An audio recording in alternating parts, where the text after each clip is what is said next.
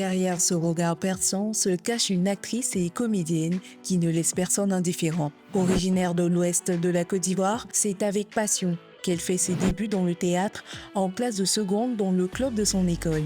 Elle poursuivra son rêve à l'École nationale de danse de l'INSAC où son talent se déploie véritablement. Puis elle fera une rencontre qui changera tout, celle de Poco Jean-Eudes qui lui propose un rôle dans la série Le Grain où on la découvre pour la première fois à l'écran. Son naturel, sa justesse et sa capacité à faire vivre chaque personnage avec intensité lui vaudra plusieurs rôles dans Les Coups de la vie, Fouteuse de troubles, Cacao d'Esrance.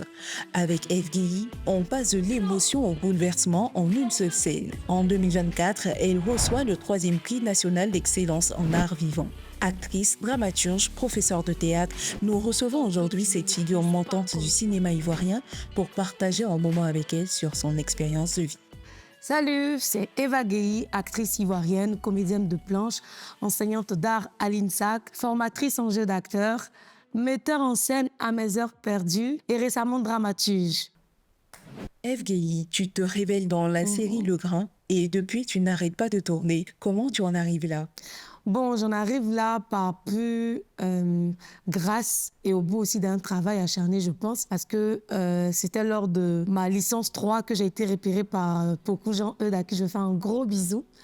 Et il m'a proposé de jouer un rôle secondaire dans la série Le Grain. Et dès lors que j'ai joué, ils ont tout de suite vu, je pense, avec beaucoup d'humilité, qu'il y avait un potentiel. Donc j'ai signé en tant qu'actrice principale. Depuis lors, l'aventure ne s'est plus arrêtée. Qu'est-ce que tu tires de cette expérience avec la série Le Grain? J'ai envie de vous dire que c'était une école, parce que moi, je n'avais pas fait de cinéma ou de télévision avant. Je faisais que le théâtre. Et c'est pendant le tournage, et avec, bien sûr, mes répliques de jeu, je vais parler des dévanciers, Jean-Yves, moi Edgar, Jean-Paul Aimé Atebi, qui était JP mon chéri. En tout cas, tous ces dévanciers avec lesquels je jouais, c'est avec eux que j'ai commencé à apprendre du métier, jouer avec beaucoup de mesures. Donc, c'était une école pour moi et j'en ai beaucoup, beaucoup appris. Je ne vais pas rester éternellement dans l'ombre. Je ne suis pas une vulgaire maîtresse. Mamba, on a un enfant, toi et moi. Est-ce que pour toi, le choix il était clair? Est-ce que tu savais ce que tu voulais devenir réellement? Oui, clairement. Et c'était clair avant même que je n'embrasse le cinéma. Je rentre à l'école de théâtre pour la toute première fois et que je vois en salle de théâtre un jeune jouer une pièce de théâtre classique. J'ai dit, OK, je crois que j'ai trouvé ma mission de vie. Je savais que j'avais la fibre artistique parce que déjà en classe de 4e, 3e, j'écrivais des scénarios. Je n'ai même pas la prétention d'appeler ça scénario, mais des dialogues. Et ces dialogues-là, je les jouais. Mais ce n'était pas au point de vouloir en faire un métier parce que je ne savais même pas qu'il y avait une école, qui existait une école de théâtre ou d'art. Donc mes parents qui m'observaient de loin disent, attends, celle-là, on va voir. Et ma mère, qui vient un jour me regarder à l'école jouer une pièce de théâtre, elle dit, quand elle a fini de regarder la pièce, elle est rentrée à la maison, elle a dit à mon père, si Eve obtient son baccalauréat, il faut la faire entrer dans une école d'art. Elle dit, c'est pour ça que moi je dis, ils ont été guidés. Parce que Dieu voulait vraiment que j'embrasse le théâtre ou le cinéma comme métier. Parce qu'il savait qu'à l'intérieur, j'allais forcément peut-être impacter par les formations que j'allais donner et tutti quanti. Donc, je pense qu'eux, ils ont été guidés à m'emmener là-bas. Ils n'ont même pas posé de questions, ils m'ont juste dit, sois bonne. C'est vrai qu'il n'y a pas de travail, mais il n'y a pas de raison que toi, tu ne travailles pas. Donc, quand j'entends ça, et que je sais que je suis accompagnée, mais je travaille 2 fois plus. Je ne me lâchais pas, je travaillais comme une folle. Et au bout de ce travail, il y avait vraiment des résultats. Oh, tu es la meilleure. Oh, je t'aime trop. Merci beaucoup. Merci. Toi, tu ne vas plus au travail. Ils vont te renvoyer. Hein? Tu te maquilles, pourquoi? C'est une question que l'amour ne peut pas répondre. C'était juste pour te dire de ne pas finir le riz dans la marmite. Je vais manger ma part après. Où tu vas manger toi ton riz? Tu peux connaître ta force de frappe. Moi, je ne suis pas un enfant. Moi, je finis 2 boules à tirer. Est-ce que tu étais convaincu qu'un jour, ton nom serait inscrit dans le cinéma ivoirien, africain et pourquoi pas à l'international? Je me suis toujours dit ça, même quand c'était difficile. J'avais cette intuition et cette conviction qu'au bout de ton travail, les gens entendront parler de toi. La Côte d'Ivoire entendra parler de toi et l'international. Le comment, je ne sais pas, le comment appartient à Dieu. Mais toi, Ève, travaille. Et le jour où tu auras l'opportunité de faire montre de ton talent, ne joue pas. Et quand l'opportunité s'est présenté avec la série Le Grain, je n'ai pas hésité à montrer. Et même là encore, les gens étaient dubitatifs. Et je parle des puristes. C'est comme si c'était du sketch tourné. Pour certains, on n'est pas bon. Ils nous ont catalogués dans ces rôles et tout ça. Mais je dis merci aussi au producteur Franck Léhy, qui a été le premier à dire, bon, c'est vrai qu'on la catalogue dans ça, mais moi, je sens quelque chose. Et c'est comme ça que je joue dans la série Les Coups de la vie. Et je joue autre chose, je propose autre chose. Et c'est là que les gens se rendent compte qu'il y a quelque chose. Et dès lors, j'ai commencé à bien jouer. Et puis voilà.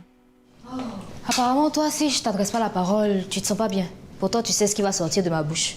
Et si on faisait la paix comme les grandes filles que nous sommes? Donc ton fils Eric, elle est sortie sans nettoyer ma maison, quoi. Lui, on sortit d'ici sans balayer, quoi. C'est quoi ça? Maman, Eric m'a dit de balayer la maison, j'ai oublié. Toi, tu vas nettoyer quelle maison? Si je vois ta main sur balai, là. Moi, ma fille nettoie tout. Comment si elle me dit balayer ma maison? C'est quoi ça, là? Toi, tu oses sortir d'ici sans balayer, tu t'es pas rendu. Depuis quand tu fais ça? Et puis Audrey, là, quand tu la regardes et puis tu me regardes, elle peut faire du squeaky. Si elle est femme, qu'elle soit répliquée. Ève, on te propose une petite vidéo à visionner et on revient. C'est la vidéo. Mon mais c'est parce qu'il fait mes choses, il t'associe pas, il te demande pardon. Il te demande pardon. Mais éternel, montre-moi un signe. Si toute ma vie je vais rester servante, donne-moi un signe. Si toute ma vie je vais rester une bonne, donne-moi un signe et éteins la lumière.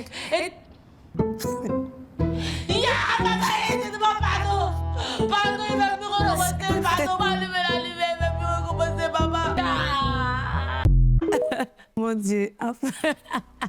Alors dis-nous, comment on arrive à camper ce genre de rôle avec autant de maestria? Bon, déjà, ça me fait rire. Moi, je voudrais dire qu'on n'y arrive que par la formation. Parce que c'est dans la formation qu'on va t'apprendre les techniques pour pouvoir jouer n'importe quel personnage, pour pouvoir faire venir une émotion. Donc, c'est pendant la formation. Vous voyez, par exemple, avec Afoué, le niveau de voix en accord avec le personnage. Il y a certains personnages qui nécessitent un ton ou une tonalité de voix. Par la grâce de Dieu, je continue de me faire former et apparemment, ça touche, ça se voit, donc je suis contente.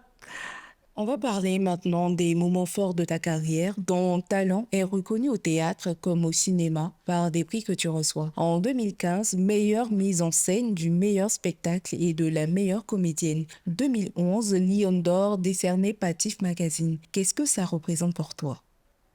Bah, tous ces prix-là représentent une marque de reconnaissance et je me dis, Ève, on voit ce que tu fais, ne lâche pas. C'est vrai que c'est difficile parce qu'on n'a pas encore une industrie cinématographique. C'est une marque de regard et de soutien, d'encouragement envers moi et ça me touche énormément.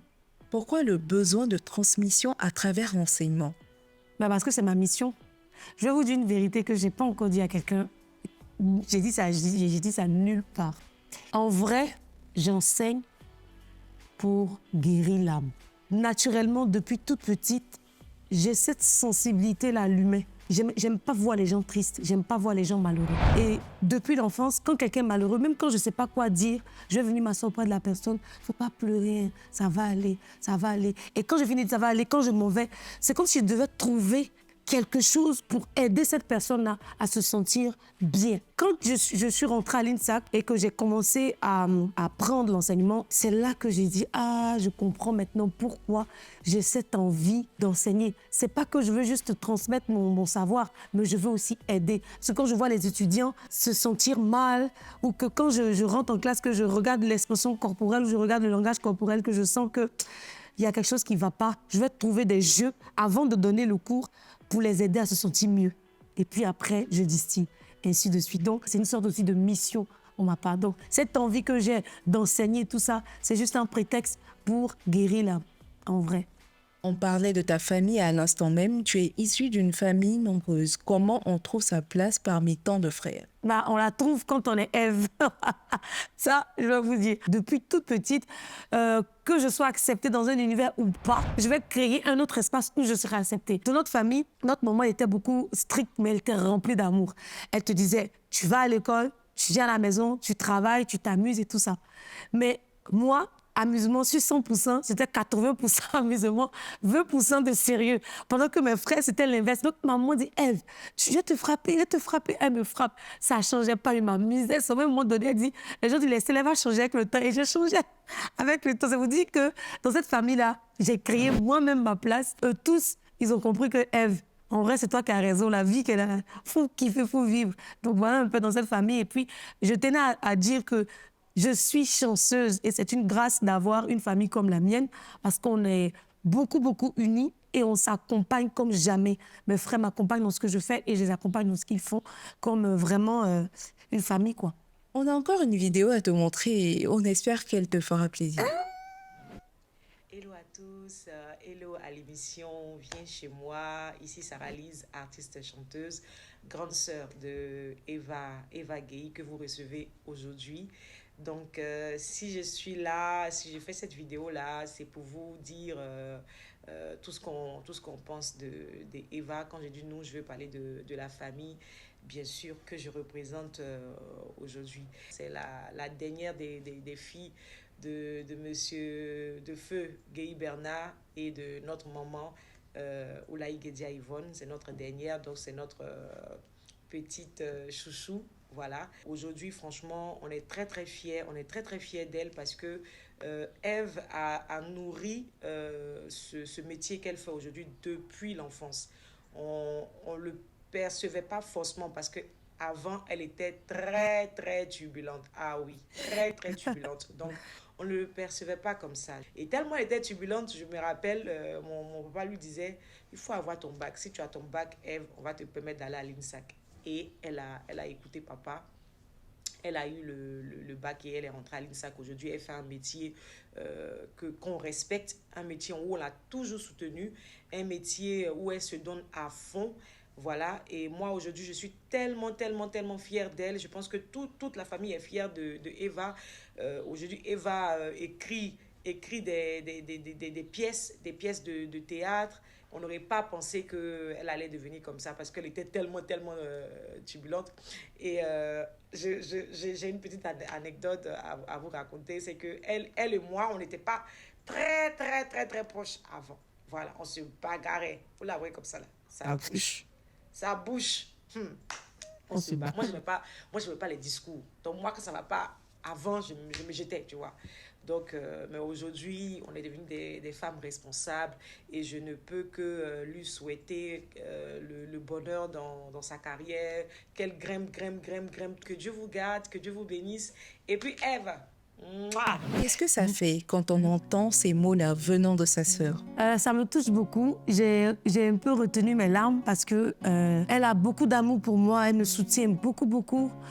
Elle est contente de ce que... Elle est vraiment contente de ce que je suis aujourd'hui, de ce que je fais. Elle m'accompagne et je pleure parce que je lui souhaite aussi la même chose dans son art. Et je prie aussi que tout se passe aussi bien pour elle, en fait. Que Dieu lui ouvre aussi les portes du succès et qu'il soit toujours avec nous. Voilà. Nous on fait quelque chose, c'est avec le cœur. Tout ce qu'on a fait là, on l'a fait avec le cœur. Ce que nous on fait, on le fait. Ève, tu vas partager avec ton public une vidéo que tu aimes bien. Ok, une musique, c'est une musique méditative. J'utilise ça même à l'école. Enya, Only Times, ce que j'écoute beaucoup, parce que ça apaise l'âme. Voilà. Voilà.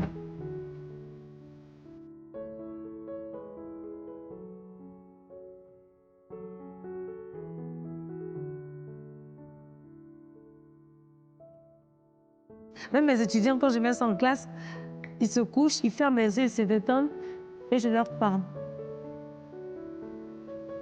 Et il y a elle, et il y a aussi le grand Blick Bassi. J'ai d'ailleurs même utilisé une de ses chansons dans mon spectacle Le Retour d'Adin, Ève. Blick me touche profondément parce que quand je ferme les yeux, j'ai l'impression qu'il magnifie la nature. Et la nature, c'est Dieu. L'eau, le vent, le ciel. J'ai l'impression qu'il rend un hommage à la nature. Et quand je lui ai parlé de ça à l'artiste, il m'a dit, tu as trouvé. Mais aujourd'hui, en marge même de ce côté méditatif de la chanson, ça me rassure qu'au niveau du théâtre, on a enfin trouvé la voie. Parce que pour la première fois, en tout cas, depuis que je fais du théâtre, je parle de moi, je ne parle pas des autres, qu'on fait sold out sur 2 dates, une semaine avant les dates. Les gens eux-mêmes ont payé leur billet et ont rempli les 2 dates de l'Institut français pour le retour d'Adrien et Ève. Donc quand j'entends ça, ça me soulage. Et autre chose aussi, ça me rappelle beaucoup Stéphane Zabavi, paix à son âme, parce que c'est avec lui que j'ai fait le spectacle Le Retour d'Adam et Ève.